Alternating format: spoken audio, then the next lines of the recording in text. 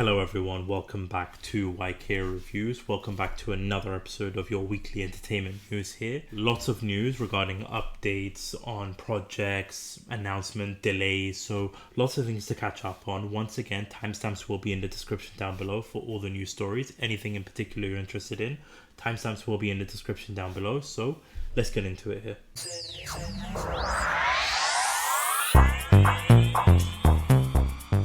Before we get started, if you haven't already, go ahead, hit that subscribe button, hit that like button, hit that notification bell. I do this every week entertainment news regarding movies, shows, even video games too. So if you are interested in that, if you want to get to know every update regarding movies and shows, hit the subscribe button so that you don't miss out on that. But without further ado, let's just get straight into it here, because the first news story that we have got here is regarding a small little update in terms of Toy Story 5. Now, in one of the previous weekly entertainment news videos here, Disney did announce a new Toy Story 5 is in development here, a sequel to Toy Story 4. Brief thoughts on that was, in terms of having a new story, I feel like if it's not as good as Toy Story 3's ending, or if they can't just do a continuation and make it like a worthwhile story, I feel like they shouldn't even make this in the first place. But we have got a small little update hinting at the possibility of the storyline here.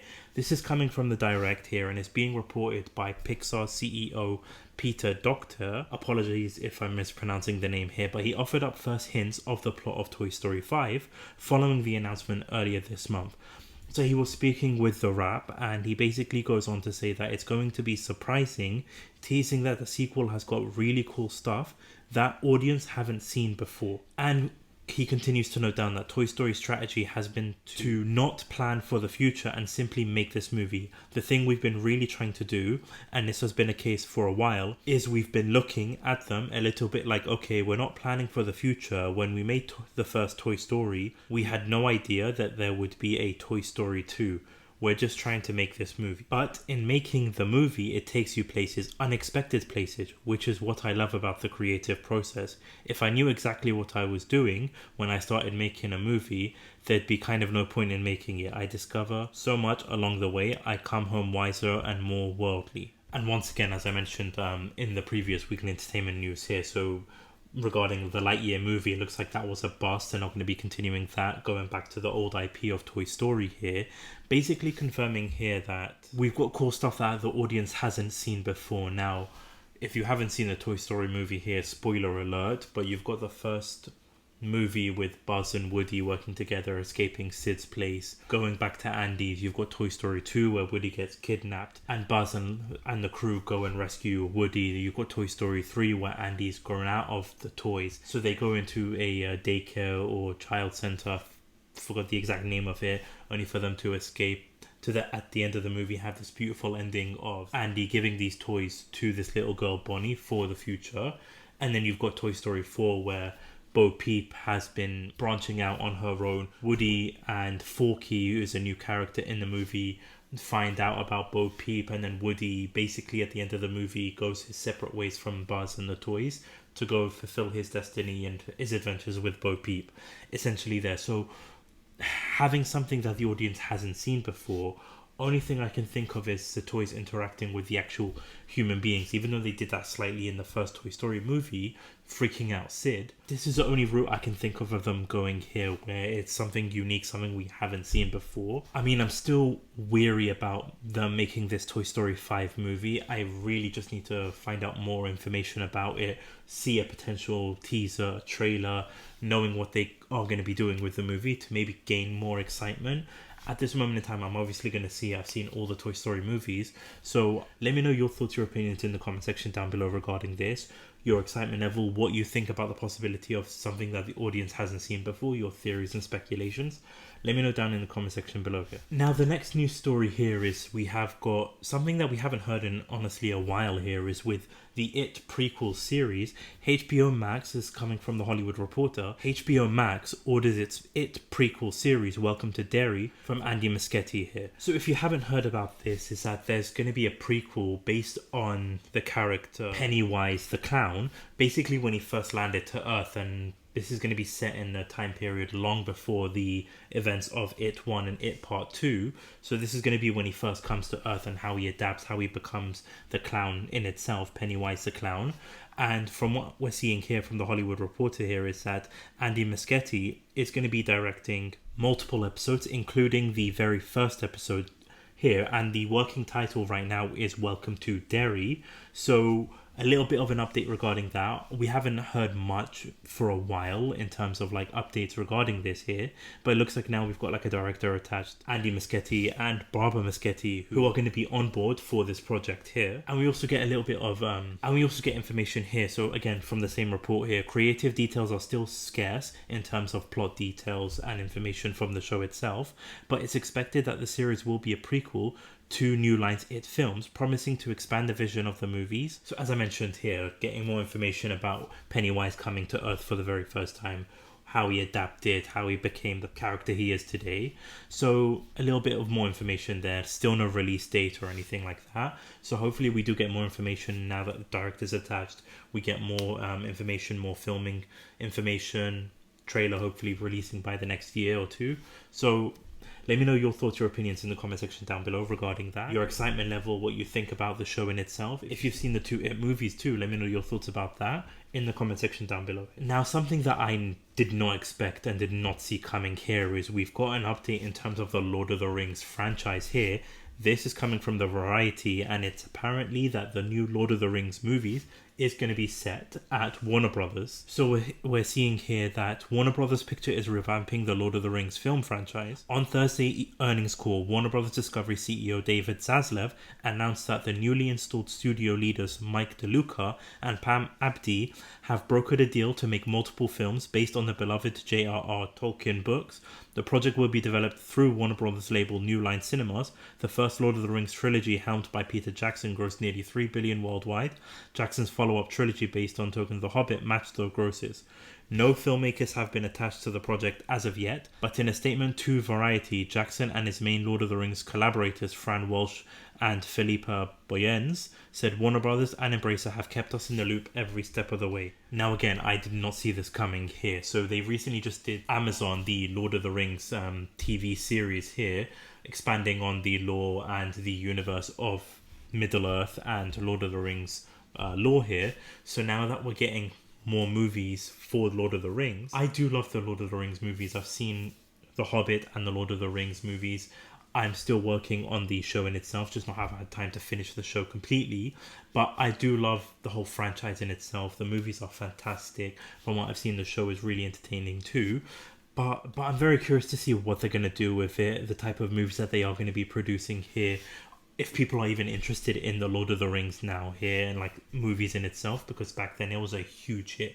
People lining up in the cinemas wanting to watch the movies. I remember it being such a big deal, like it was a big franchise too back in the day. So if people are still interested in that, I'm curious. I'm excited too, because like I said, I love the Lord of the Rings franchise. Let me know your thoughts, your opinions in the comment section down below. Are you excited for it? Will you go ahead and watch it? Do you think it's unnecessary here? Please let me know down in the comment section below regarding the Lord of the Rings. And for the next news story here is we've got a small update in terms of the Mandalorian TV series here, with the season 3 coming out on Wednesday at the time of this recording, the 1st of March here. Jonfavreau also gave an update on the season 4, basically confirming that season 4 is in the works too. This is all coming from the direct here. So Jonfavreau sat down with the French entertainment news program BFM TV Inside. The Mandalorian creator and showrunner Jonfavreau hinted at where they stand with the season 4, basically confirming that he's written season 4 already. Confirming here, season 4, yeah, I've written it already. We have to know where we are going to tell a fully formed story. So we have mapped it out, Dave and I, Dave Filoni that is, and then slowly you just write each episode. So I was writing it during post-production, but because all of it has to feel like a continuation and one whole story here. So basically they are confirming season 4 has been in the works here. So you've got season 3 coming out next week. It's going to be 8 episodes, and then season 4 is also going to be worked on here. So most likely we'll be getting season 4 probably by next year, because I believe filming will be taking place in November time of this year for season 4. So you've got The Mandalorian, Bad Batch currently in the works right now. Mandalorian coming up next week. You've got Ahsoka coming out later on this year, and you've got Star Wars: The Skeleton Crew also coming out here. So a lot of good things for Star Wars. If you're a Star Wars fan, you're going to be eating good this year and most likely next year when it comes to shows. So let me know your thoughts, your opinions in regards to that. Are you excited for season 4? Are you excited for season 3, as we've got season 4 announcement when season 3 hasn't still come out yet? Let me know your thoughts, your opinions in regards to that here. And another news update here is we've got updates in regards to Hellboy. I announced this on last week's weekly entertainment news here, is that there's going to be a Hellboy reboot after the disaster of 2019's movie. They're rebooting the whole thing. So we've got more information, more updates after the director Brian Taylor has sat down with the Collider to give us more information regarding it here. So he's basically confirmed that Hellboy, the title of the movie Hellboy the Crooked Man, will be a rated R folk horror movie, and that shooting will start in April of this year with 3 leads. So he's confirmed that this is going to be from an adaptation of the Hellboy comic The Crooked Man. So if you haven't read the comic book, if you haven't heard about this, basically the Crooked Man comic saw Hellboy wander into the 1950s Appalachia only to get pulled into a haunting case of witchcraft surrounding a man named Tom Farrell and his deal with the local devil, the Crooked Man.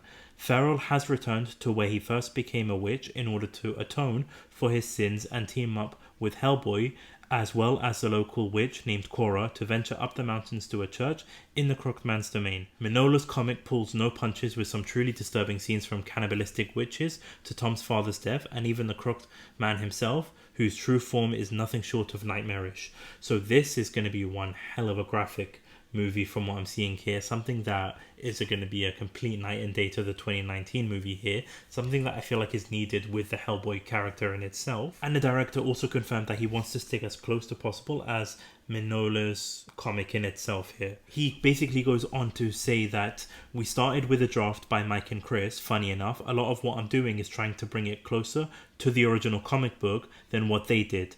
Tyler elaborated that he plans on adapting the Crooked Man comics in a way that both sticks close to the books and centers on everything he loves about the run. I guess the answer is both, you know.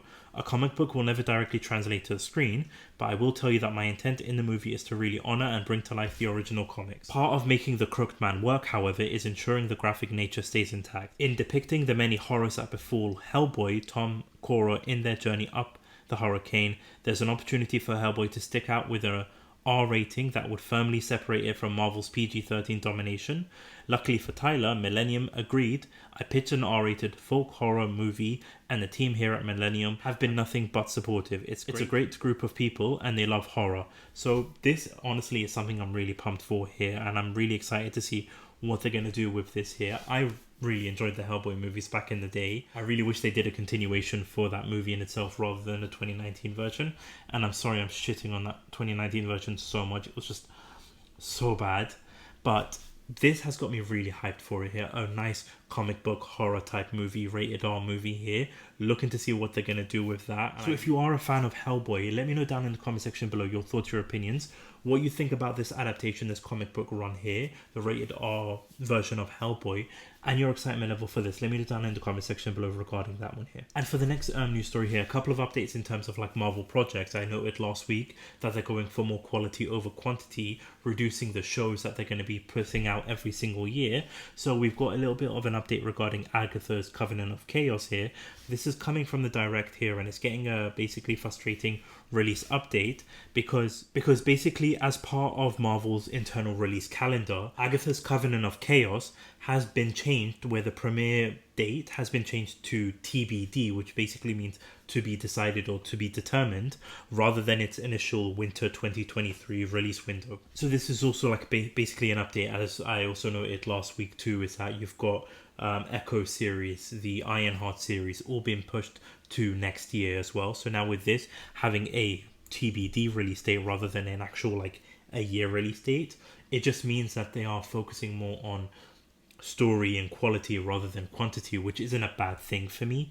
I know not a lot of people are excited for the Agatha series here, and nobody was really asking for it here, but based on set photos, I think this could be a potentially decent show here. Rumours have it about Elizabeth Olsen returning. Other characters from the actual WandaVision show are going to be returning into this series here. So this has the potential to be a decent well-written show, if they don't follow the formula that they've done in the past when it comes to like Disney Plus shows, this has the potential. And with it being pushed back by maybe 2024, 2025, working on the storyline better, having a decent runtime, decent script, and a potentially great finale, because that's what's been lacking in the Disney Plus Marvel shows. I honestly don't think this is such a bad thing here. I know a lot of people are excited for this and just wish that it would be sooner, but let me know your thoughts. For those of you that are excited for this show, let me know your thoughts about having it delayed where there's no actual release time frame for this show. And those that aren't excited for it, are you happy that they've pushed it back so that they can work on it better, having it where it's quality over quantity in terms of all these Disney Plus shows? Please let me know your thoughts in the comment section below here. And another project that's also been delayed here when it comes to Marvel is Captain Marvel 2. This has also been delayed here, again coming from the direct. This movie was initially delayed earlier on, but I believe back in 2021 they announced it was going to be delayed here. So now they're delaying it yet again, releasing it in theaters on November 10th, when the original release date was going to be July 28th. So not by a long, but just maybe 3 months delayed now. So basically the reason for the delay is just having to work on like production and improving quality here. And they've also released a poster for the movie in itself, where I honestly really like the poster here. You've got Kamalakhan at the bottom, you've got Carol Danvers in the middle, and you've got monicarambeau at the very top here. And I mentioned this last week in terms of like the plot details and everything like that. It looks like Kamala's getting a new suit. You see a better look at monicarambeau here. I really like the look of this poster here. But having them push the movie further by a couple of months, it does give it time for them to work on the visual effects, to work on the CGI, work on like just post-productions, maybe I've heard that there were some rumors about reshoots being done as well. So just making it the best possible movie that it can be, which I feel like is what's been lacking in the MCU. Phase 4, Phase 5, they just need to really up the quality. It's that they just need to focus on the quality of the projects rather than just pumping out as many movies and shows as possible. So let me know your thoughts, your opinions in the comment section down below. Are you glad that they're pushing it? Are you disappointed that they're delaying it by a couple of months? What are your thoughts about that? Let me know down in the comment section below for that one here. And for the final news story of the week here is we've got some information here regarding Aquaman 2. There's been some test screenings lately in terms of the movie in itself, and it's been a very negative response when it comes to the movie, labeling it as terrible, labeling it as boring, labeling it as the worst DCEU movie. And that is not a good sign. I believe it's the last movie before the new DCEU slate. I'm very surprised when it comes to that. So this is coming from the Illuminati. Yeah. So basically when it comes to Aquaman 2 test screening here, is you've got viewer Anan, who is an insider here, and he's very reliable here. You can follow him on Twitter when it comes to like information of movies here. So when he spoke about the Aquaman 2, he expressed, "I'll be honest, we're half a dozen test screenings in and it's not looking great. I've consistently heard over the last half a year or so that it's boring, not as good as the first, and potentially one of the worst DCEU movies." And another insider, Big Screen Leaks, had similar views as viewer Anon. As per the report, they said, "It brings me no joy to back him up and tell you that the test screenings for this film have not been good. Really hoping one fixes this movie before December. I heard that something that almost never happened in test screenings happened in this movie. They're really going to need to fix this one and fix it fast." Mentioning Aquaman 2 director James Wan, one of the insiders said, "This is one of the bad things about being a scooper. I don't want to shit on movies, but at a certain point when people know that there have been a lot of test screenings, our silence becomes pretty telling. I like Wan. I know he's had a rough time on this one. I hope it works out." There's even been like rumors here, so take this with a grain of salt, but there's even rumors that people have been walking out in the test screening because of how bad the movie is. Luckily, there's so much time from now till December, till the movie comes out, for them to fix the issues here. I know like last year with the whole trial thing going on with Amber Heard and Johnny Depp, there was like a lot of like issues regarding her character Mira's screen time and people like fans wanting her out of the movie and all that stuff. But I don't think that's necessarily what's playing into the role of it being the worst DCEU movie or it being boring or anything like that. But it's just very surprising that it's this kind of reaction to the Aquaman movie in itself. I really enjoyed the first Aquaman movie, so to have this come out in terms of the sequel to the movie is very worrying. But as I mentioned, plenty of time to fix the ongoing glaring issues here, but it does bring up an interesting point because you've got Jason Momoa lobbying for playing a different character. He posted that video a couple of weeks back in terms of him wanting to play a different character, but also confirming that nobody's going to be playing Aquaman, that it's going to be his, as quoted, nobody's taking that shit from him. So I'm curious because this sort of opens up the door for a new Aquaman character to be played while he goes off and plays a different character in the DCU, most likely Lobo, as indicated by the way he says things and like his love for that character in itself. So very interesting to see here. But the good thing about with test screening is that you can see the kind of reception it has, because test screenings for The Flash has also come out and it's been so positive, and it's been an amazing movie in itself. So good news for The Flash there. So hopefully this does get fixed, that they do hopefully fix the movie here, because you've got, like I said, that's the last movie before the whole DCU reboot, new slate here. Interesting when it comes to also like the cameos too, because you had cameos from Ben Affleck's Batman, Michael Keaton's Batman, all being developed, but then the whole new slate coming in, what's that going to be taking into a toll? I guess this is a matter of just waiting and seeing what develops with this movie in particular. Let me know your thoughts, your opinions. Are you worried after hearing the test screenings, your thoughts about the sequel of the movie and what the future holds for Aquaman? Please let me know your thoughts and your opinions in the comment section down below here. But that about wraps it up for this week's episode of the Weekly Entertainment News here. If you haven't already, hit that subscribe button, hit the like button, hit that notification bell so that you don't miss out on any future videos. Again, I do this every single week, so if you want to be in the loop, hit the subscribe button so that you don't miss out on these weekly entertainment videos here. And also I have got a Twitter, link is in the description down below so that you'll know whenever I post here. Thank you so much for watching here. Keep an eye out on the channel. We've got in-depth spoiler reviews for Ant-Man 3. I've got a tier listing video coming out for all the Rocky and Apollo movies here, with the Apollo 1 to 3 reviews coming out pretty soon, and also Scream 1 to 5 movie reviews coming out just before the release date of Scream 6. So hit the subscribe button so that you don't miss out on those videos here. Keep an eye out on the channel. But again, thank you so much for watching. Thank you so much for listening. This is YK Reviews. Peace.